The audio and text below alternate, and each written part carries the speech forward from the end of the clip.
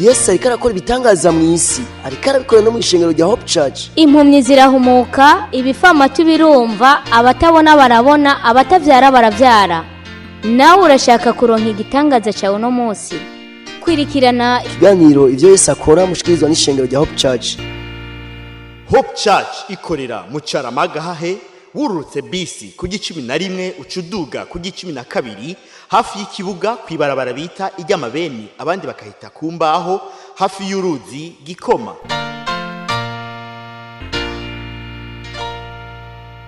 Kaze muri umwanya udasanzwe, umwanya w'umugisha, umwanya Imana ateguye ku bwawe, umwanya Imana ateguye ku bwanje, umwanya w'ikiganiro ivyo Yesu akora mutegurirwa mugashikirizwa n'ishengero rya Hope Church rikorera mu Caramagahahe.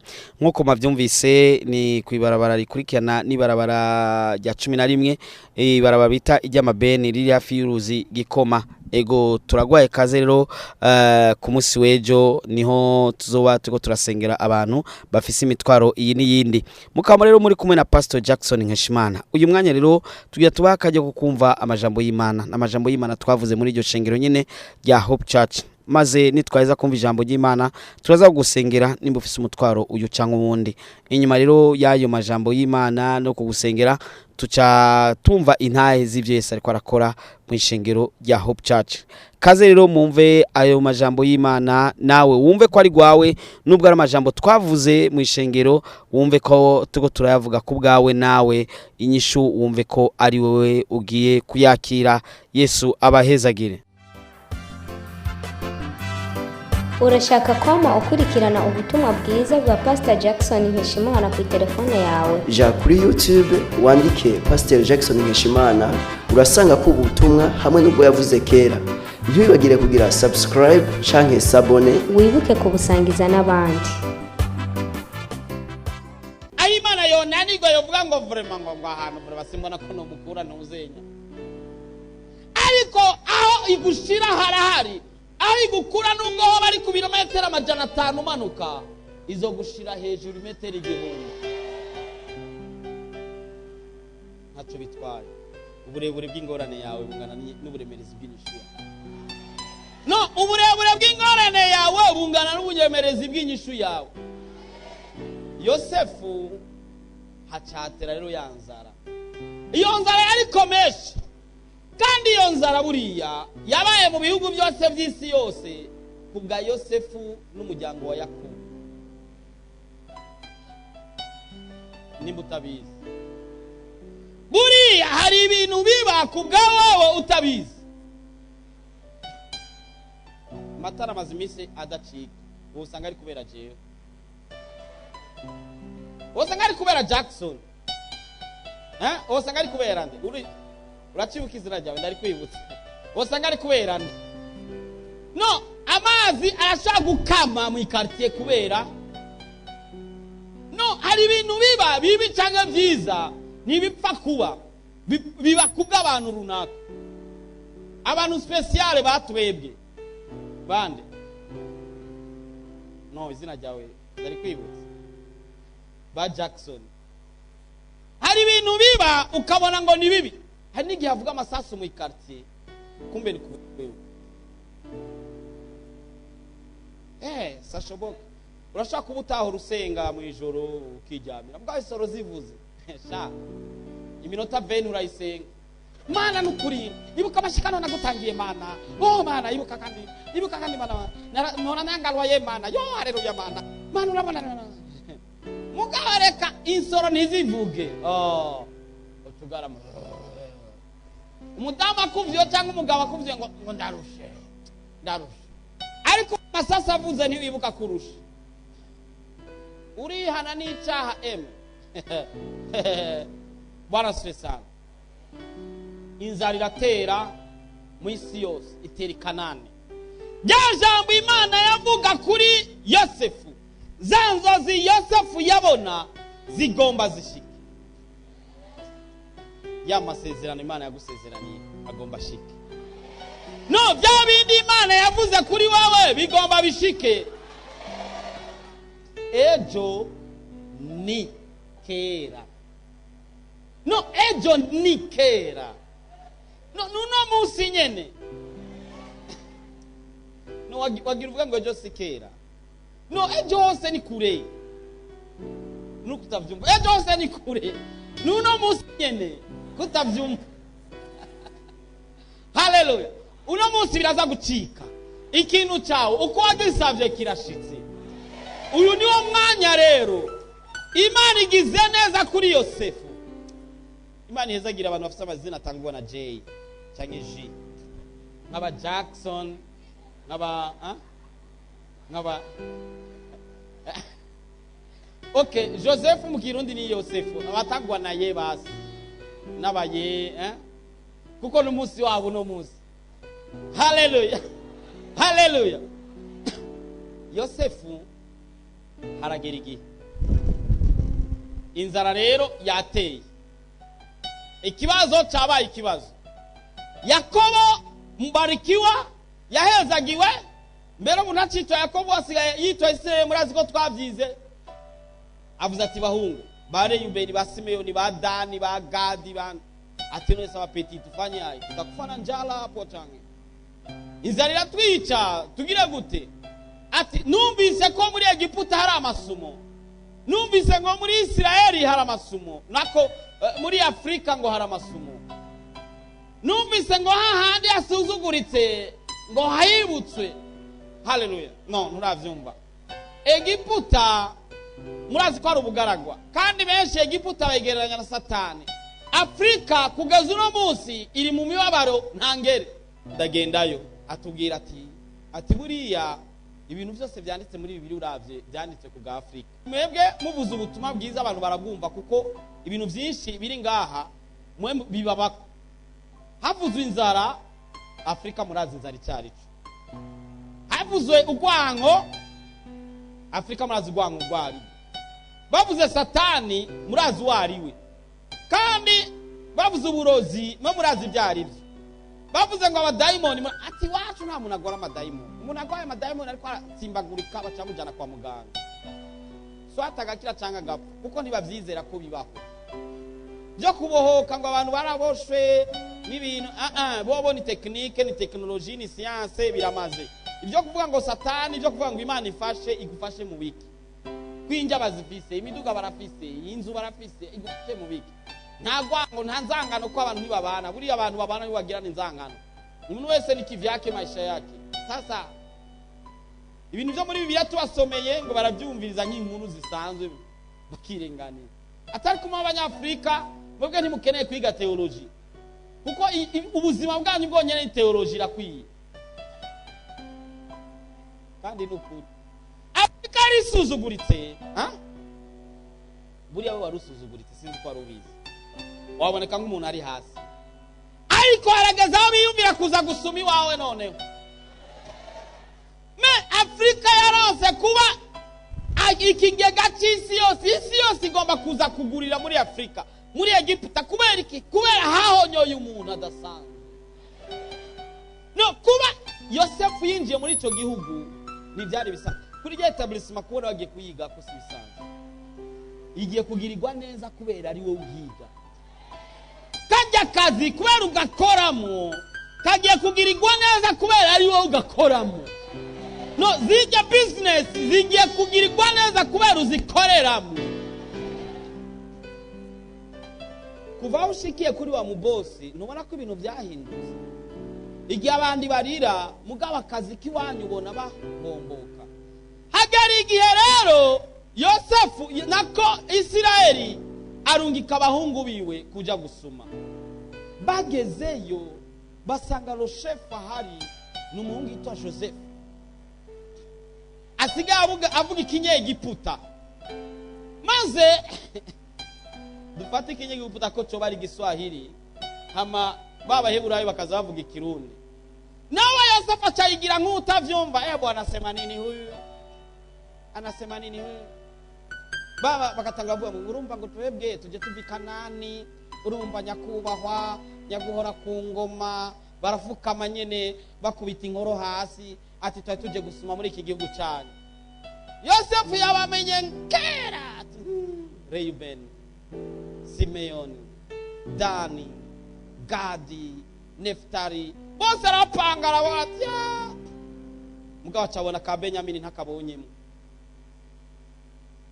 kuko se yagumanye kagahungu gatonya ko murazi ko Benyamini na Yosefu bavuga ku muma mumwe. Yesu ashimwe. Kandi Israeli yarazi ko ka Yosefu kapfuye, yacaguma yiyegereza ka Benyamini kuko nikasigaranye mu butama bwiwe. Yaranze ko kagenda asigarana kakandi gatonya arungika bakuru. Tarabadedaguza. Mnatoka wapi ninyi? Tuje tuvikana nini? Papa sasa mna mzazi ninyi? Tunafite papa watu aitwa Yakobo. Imana ya muhindurizi n'umusige aitwa Israeli. Aha. Sasa mnazaliwa mkoa ngapi? Twebwe aho n'umusobanuziga. Urumva tuvuka turabahungu 12. Umwe yarapfuye. Uwo ni Yosefu bavuga. Umwe yarapfuye, akandi gahungu twagasize muhira kitwa Benyamini. Sawa. Wawape chakula, waweke chakula, mwende. Lakini tabaki na moja miongoni mwenu. Na kama mlete Benjamin, huyo mdogo wenu ambao mnaongea, huyu ndugu yenu sitamwachilia. Kubera kene kuona ka petit frère kiwe, achafata afunga umwe muribo. Urashaka kwama ukurikirana ubutumwa bwiza bwa Pastor Jackson Nkeshimana ku telefone yawe? Ja kuri YouTube wandike Pasteur Jackson Nkeshimana, urasanga ko ubutumwa hamwe n'ubwo yavuze kera. Ntibibagire kugira subscribe canke s'abone, wibuke kubusangiza n'abandi. Nizere rero ko aya majambo yagufashije. Reka rero dusenge, ndagusengera kugira ngo nawe Yesu akugirire neza. Reka dusenge. Mwami Yesu ugira neza kandi uragorotse. Ndagushimiye kuvyo ukora byinshi kandi byiza. Ibyo ukora bisiga ubwenge. Ndakoretse umwene data afise umutwaro, ashobora ko afise umutwaro umuremereye cyane. Mana arababaye, kumbura afise agahinda, kumbura afise amarira, kumbura abayeho mu kasuzuguro. Ndagusavye Mana ko mutabara umukuru muri ako gasuzuguro, maze ubane nawe umugwanirire, inyishu yawe ayibone mu izina rya Yesu Kristo. Nimba ari ingwara, nimba ari bitero, nimba ari birambiriya, ndabihagaritse mu izina rya Yesu Kristo. Ndahamagaye kwitabwaho n'ijuru, kwitabwaho n'Imana bariko kugaragara, maze satani nabiwe, satani n'ivyiwe binanigwe mu izina rya Yesu Kristo. Inyishu yawe iboneke. Ndizeye ko byumvise Mwami, kandi kwigiye gutanga inyishu ku mitwaro yiwe yose. Ni mu izina rya Yesu Kristo mwami mucunguzi wacu. Amen. Chuti mukunzi, nizere ko Yesu agukoreye igitangaza. Yesu yama yabikoze mu ishengero rya Hope Church. Mukanya reka ndaguha akanya kugira ngo wumvirize n'abandi abo Yesu yagiriye neza bo mu ishengero rya Hope Church. Sinza gushira mu intahe zose, nza gushira mu intahe zimwe mu byo Yesu ariko arakora. Yesu ariko akora ibitangaza byinshi cyane, ariko reka ndaguhe kimwe canke intahe zimwe mu zihari. Reka ndaguha akanya kugira ngo uzumvirize, maze wumve nawe ko Yesu yokugirira neza. Urashaka kwama ukurikirana ubutumwa bwiza bwa Pastor Jackson Nkeshimana ku telefone yawe? Ja kuri YouTube wandike Pasteur Jackson Nkeshimana, urasanga ko ubutumwa hamwe n'ubwo yavuze kera. Ntibibagire kugira subscribe canke s'abone, wibuke kubusangiza n'abandi. Yesu ariko arakora ibitangaza mu isi, ariko arabikora no mu ishengero rya Hope Church. Impumyi zirahumuka, ibifamatu birumva, abatabona barabona, abatavyara baravyara. Yesu ashimwe. Yesu ashimwe cyane. Hari imbaraga ziruta izindi. Jewe mu buzima sinarinzi kwikorera. Jewe mu buzima nari umuntu atakinashobora gukora mu buzima, nubwo mubona ameze gutya, andi umuntu menga ayoshora gukora ikintu. Kuko nari mfise imitsi yambabaza cyane kanja igashuha nka kumuriro. Aho abandi bobo bakanya, ariko jewe nakumuriro ku buryo numva umenga nashobora kuronka gahengo nubwo naba nambaye ibirato, ariko ndabikuye nkahonyora hasi. Mu gihe ntaba ndi hafi y'amazi ngo mponyoremo, haba imitsi yo ku maboko cyangwa yo ku maguru. Nari mfise yindi ngorane yo kubabara umutwe. Ibaza abandi usanga bafise kire y'ibinini banwa mu gihe baba ariko barameneka ku mutwe. Ariko jewe nari mfise kire yuko kugira umutwe wanje iyo urinze ufata, abandi usanga bariko banywa ikire yabo y'umuti, ibijya binini bashira mu mazi bya efrarega, cari kinini kimwe canke bibiri, aho reba baba barengeje. Ariko jewe nari umuntu ntashobora kuja ahantu ntafise ibinini mu isakoshi. Ahantu hose nari mfise akaboate tutavana, kuko umutwe wanje urinze ufata. sinashobora gushika muhira nkashoye kuronka ubunyandazi kire yanje y'ibinini byari binini 5 ntabishize mu mazi sinashobora kuronka agahengo umuntu wese ndabibwiye yambwira ati ahubwo umusazi ntukomeye nababwira ati je dakomeye ati kuko iyo niyo kire yanje y'ibinini ishobora kuno n'ibinini cyane birenze ariko kuko umutwe wanje urinze ufata nacangirwa mu nkafatwa ubwenge bugatakara nubwo twaba turi kumwe ukazusanga nikubise hasi ariko kuwa Mungu windwi heze apani iyindi kurikira umwungere wacu yarasenze aravuga ati uyu munsi buri muntu wese azi yuko aza kugira ukwizera arakira nanje ndavuga ati Mana ingwara yose mfise urayizi ati uyu munsi nanje ndagomba gukira ndavuga ati areke umva muhira hariho ukuntu Imana rero ntakigirira ubusa hariho ikintu kiba ku mugambi w'Imana nkuko yama yabivuze tumaze nk'indwi zirenga 3 atamazi dufise ubu rero tuba mu buzima bwo kuvoma abandi bajya kuvoma nanje sigaye muhira bikambabaza nkavuga ati kweri ki nanje ntashobora kwikorera kuko ntabwo nikorera akantu gatoya nagira ikibazo ariko ubu no batangarize yuko ubu imisi yose tumaze kandi uravye urugendo tugenda twikoreye niyo tuja kuvoma no muhira nahantu hataye ubwoba cyane ni nko kuva ngaha no kuja kuri Gare du Nord ubu ndava iyumva nkashika nubwo shika saa moya canke saa 2 ndashobora kwikorera ibidi 9 kandi ntihagire ikibazo na kimwe bingira kandi navyo binini gushika uyu munsi narabihagaritse ntacyo nkinwa kandi singimene ku umutwe nka kera ubu byararangiye Imana ihabwe icubahiro cyane Yesu ariko arakora ibitangaza mu isi ariko arabikora no mu ishengero rya Hope Church. Yesu ashimwe Bwana sifiwe. Hagaze ngaha nje gushima ngaha muri Hope Church ndahakiriye amaso. Pasteur yaratubariye ati abagwaye amaso muze kudusengera nahora nikoreye amarori wamenga ni imodoka narasenze mbwira Imana nti ntabwo jewe ndi inzu ngo nikorere ibiyo ntabwo ndi imodoka ngo nje kwa retroviseur Mana binkure kandi urakiza nagiye muri Iris banyandikira amarori bambwira kuja muri hospital militaire gutora imiti sinagiye muri hospital militaire narasenze biciye muri pastor ariko aradusengera amarori ndata umufasha avuga ati urataye amarori tugenda yamanitse hariya kandi ntayo nzotora haheze imyaka 3 ntayashira Imana yarakoze igitangaza kandi neje izogikora Yesu nashimwe mu yimpera amashi.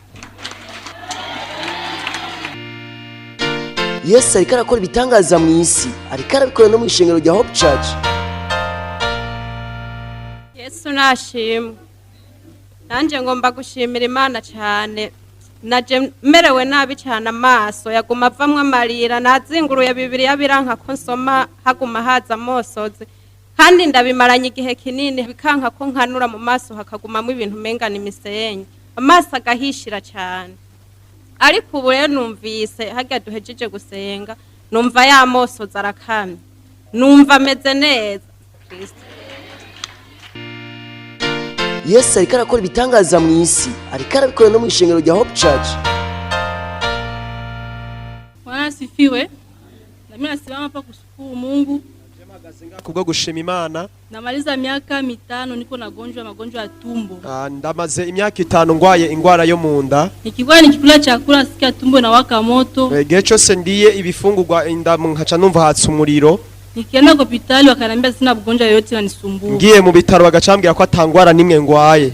Bakanipima sumu bakasa sina sumu. Bagapima isumu bagasanga nta sumu nariye. Nikarudia ku nyumba. Ndasubira muhira. Maana nisikule chakula chochote kile kinandumisha tumbo. Ni kuvuga nta kintu na kimwe nashobora kujya kuko carambabaza mu nda. Nikaishi maisha hivyo nasumbuka sana. Mba muri ubwo buzima mbabaye cyane. Nikaishi maisha hivyo sasa nikasikia Mungu wangu hivi maisha taishi paka lini? Ndaba muri ubwo buzima munyuma ndavuga ati none Mana ubu buzima nzobamo kugeza ryari? Wakanipatia madawa zingine za kutumia tuju ifani itulize tumbo. Bakampa umuti wo kugira ngo nze ndanywa kugira ngo ndabe ko vyopunguka. Nasikia sasa maumivu natulia tena kabisa. Muga nkumva birapungutse nyene. Nikasikia kabisa napona nasikia bien kweli. Nkumva kumenga nakize. Sasa ikapita muhimu mwaka tena 2019. Muri uyu mwaka nyene wa 2019. Nikasikia hata maumivu kaanza tena kuniuma. Numva vyongeye gusubira kandi kugaruka. Wakanipatia maordonnance, wakanipatia sasa nende nikaonana na gynecologue. Barambwira ngo ngende gukubonana n'abadokiteri. Nikapita mu consultation. Barampima ule daktari akaniambia sina ugonjwa yote tena. Ujya mdokiteri arambwira ko atangwara nimwe ngwaye. Nikasema Mungu nakuachia mikono yako, fanya kazi yako, mimi nachoka. Ndavuga ati Imana ndaguhaye igikorwa abari ugikora kuko jewe numva ndushe. Ariko ubu nyene mu masengesho ko nakize. Bwana asifiwe. Amen. Yesu ariko arakora ibitangaza mu isi, ariko arabikora no mu ishengero rya Hope Church. Yesu ashimwe. Yesu ashimwe kandi nukuri nanje ku bintu Imana inkoreye, nukuri gushimira Imana je vyari vyarananiye, ariko numva muri je mfise ikintu kidasanzwe mbonye no munsi. Je nari sanzwe ngwaye estoma, yambabaza cyane, sinashobora, hari ibintu bimwe bimwe ntaringa ishobora gufungura. Byari bimaze ko imyaka itari mikeyi, ariko igihe twari ko turasenga numvise, kuko naravuye muhira bw'Imana ati Imana ndakeneye yuko uyu munsi unkorera igitangaza kimwe ntarigera mbona mu buzima bwanje. Nukuri ahantu hari Imana, kandi Imana ikora kandi yumvise gusenga kwanje. Turiko turasenga ndi hajya hagezeho numva umenga no kwicara kubwo gucika intege, kuko numvise umenga munda hari ikindi kintu gihindutse. Numvise yuko umenga simeze nkuko nari meze mu mwanya wari uheze. Numvise ngize yashu nyinshi muri jewe, ndumva yuko umenga estoma yaje hari ikindi kintu nyene numva nyene ko umenga gihindutse muri jewe ndavyumva. Nukuri vyanse yuko mpaguruka ngo nze gushima, ariko nkaguma numva muri jewe umenga hari ikintu biguma kimbwira genda ushime wakize.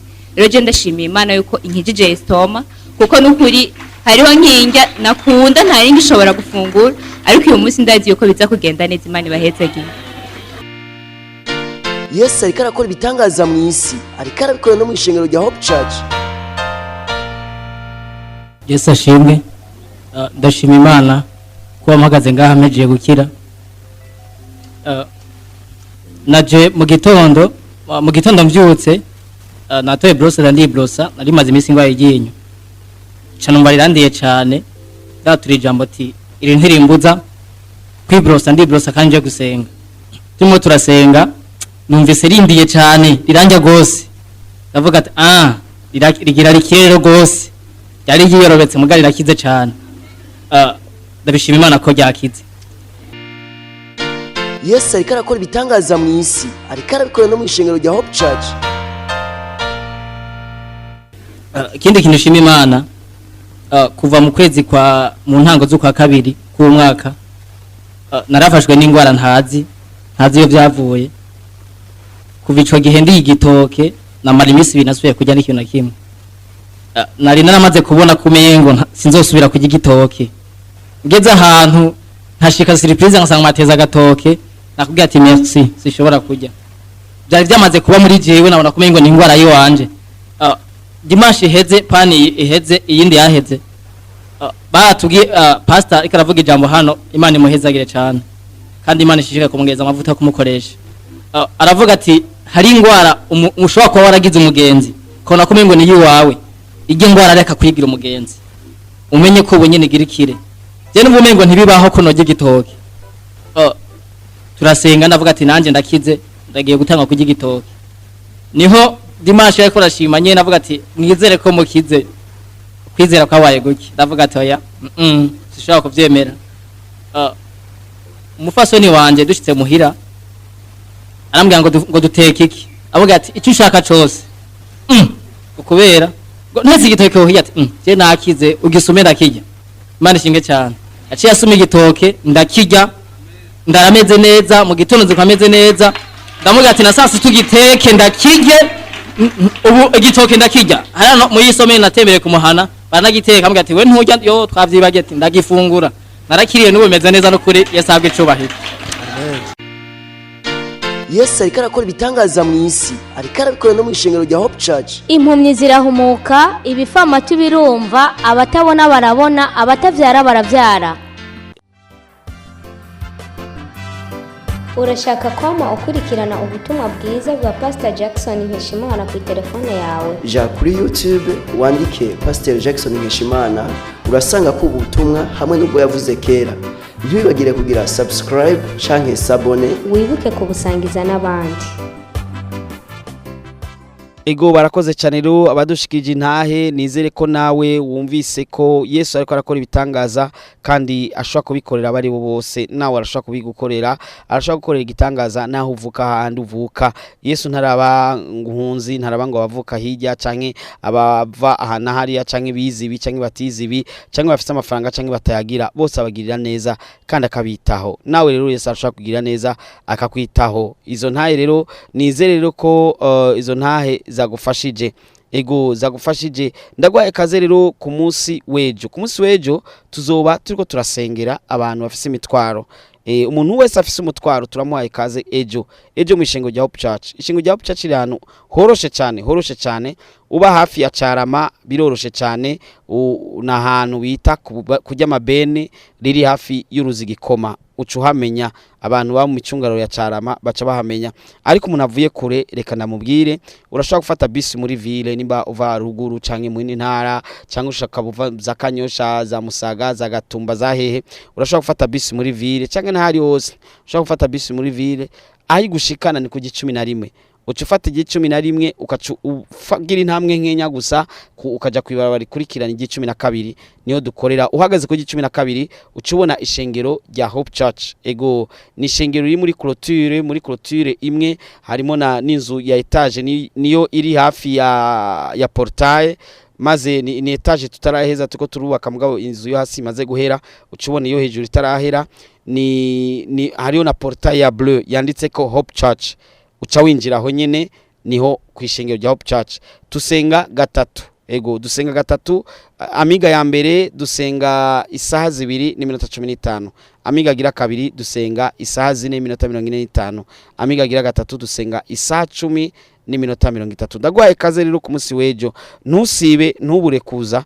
kuko ntuzi imitego satani yateze yoba agomba kukugirira nabi ariko ni wasengerwa ku munsi wejo Yesu akakugirira neza icya kabiri urafise imitwaro umaranye kumbura igihe kanaka nisinzi kiringo umaranye iyo mitwaro yawe ariko Yesu ariko aritegura kukugirira neza kukuba hafi kuguhindurira ibihe ibintu byose bigende neza ndagwaye kaze kugira ngo nawe Yesu akugirire neza ku munsi wejo ayo masaha ntaza gucike isaha 2:15 canke isaha 4:45 canke isaha 10:30 ndagwaye kaze Yesu akugirire neza reka ndakubwire urashaka kujuragirika ugasanga ntuhabonye neza canke ko bafise nakandi kabazo bagomba kumbaza reka ndagomba nimero za protocol kugira ngo muvugane umubaze utubazo twose kumure wifuza ni 68 ubusa 9 ubusa 8 ubusa 3 68090803 ni 68090803 68 ubusa 9 ubusa 8 ubusa 3 ego ndagwaye kaze rero ku munsi wejo irijwi uriko uraryumva urashobora kutaryumva kumbure uwundi munsi ntuzi impamvu mvuguriye radio aya masaha sigihamana oya nuko Imana yagutegekanije inyishu yawe ku munsi wejo aho mu ishengo rya Hope Church kaze Imana ntiraba idini ntiraba ikinakiriya uzoza ukuri Yesu azokwakira uko kandi azokwishura kandi azokwitaho Yesu aguhezagire ugira ijoro ryiza ugira ijoro ry'umugisha ntusubire kurota nabi kandi mu izina rya Yesu Kristo zuravuga ati amena ntusubire kandi guhura n'ivyago muri iri joro mu izina rya Yesu Kristo vuga ati amena ntusubire kandi guhura n'ibi nabiriya bitameze neza ahubwo guhera no munsi mu izina rya Yesu Kristo utangure kurota neza zanzo zimbi zihave utangure kurota ivyiza utangure kubona uri kumwe n'Imana utangure kubona uri mu vyiza vyawe ego Yesu aguhezagire akwiteho akwitwararike Yesu abane namwe mwari kumwe na Pasteur Jackson Nkeshimana wo mishengero ya Hope Church Yesu ariko arakora ibitangaza mu isi ariko arabikora no mu ishengero rya Hope Church impumyi zirahumuka ibifamatu birumva abatabona barabona abatavyara baravyara mweje kumviriza ikiganiro ivyo Yesu akora mushikirizwa n'ishengero rya Hope Church Hope Church ikorera mu Caramagahahe wurutse bisi ku 11 ucuduga ku 12 hafi y'ikibuga kwibarabara bita ijyamabeni abandi bakahita kumbaho hafi y'uruzi Gikoma woburusha woburemerewe wofisi ibibazo waburiye inyishu wobugomba kwakira Yesu Kristo nk'umwami n'umukiza w'ubugingo bwawe wobugomba kuvugana n'umukozi w'Imana Pasteur Jackson Nkeshimana wo mwandikira ubutumwa bugufi kuri 76 96 96 96 kugira ngo agusengere kandi agufashe mu buryo bw'impwemu Yesu yavuze ngo nimuze kuri jewe mwese abananiwe n'abaremerewe ndabaruhura.